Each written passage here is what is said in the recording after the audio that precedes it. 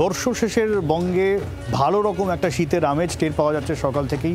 রাত যত বেড়েছে সেই আমেজ কিন্তু আরও জাঁকিয়ে বসেছে। আগামীকাল থেকে আরও ঠান্ডা পড়তে পারে এমনটাই পূর্বাভাস রয়েছে। দক্ষিণবঙ্গের তাপমাত্রা 2 থেকে 3 ডিগ্রি নেমে যেতে পারে। কাল কলকাতা রাতের তাপমাত্রা 15-র ঘরে থাকতে পারে। আর ঘন কুয়াশায় বর্ষবরণ উত্তরবঙ্গে। অয়ন ঘোষাল রয়েছেন আমাদের প্রতিনিধি। অয়নের কাছ থেকে বছর শেষে ওয়েদার আপডেট নিয়ে নিই। অয়ন, তুমি বলে রাখা দরকার যে নতুন বছরটা আমরা কিছুটা শীতলতার মধ্যে দিয়েই বরণ করতে চলেছি। আগামীকাল 2025 পয়লা জানুয়ারি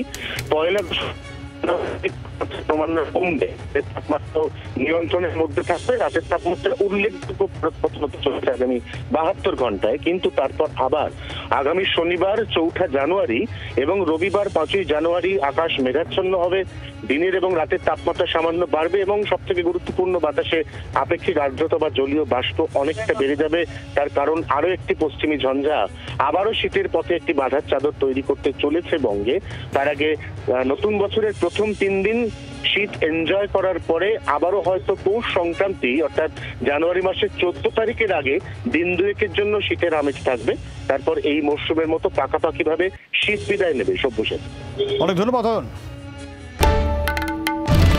বাংলার আওয়াজ, বাঙালির আবেগ, জি 24 ঘন্টা।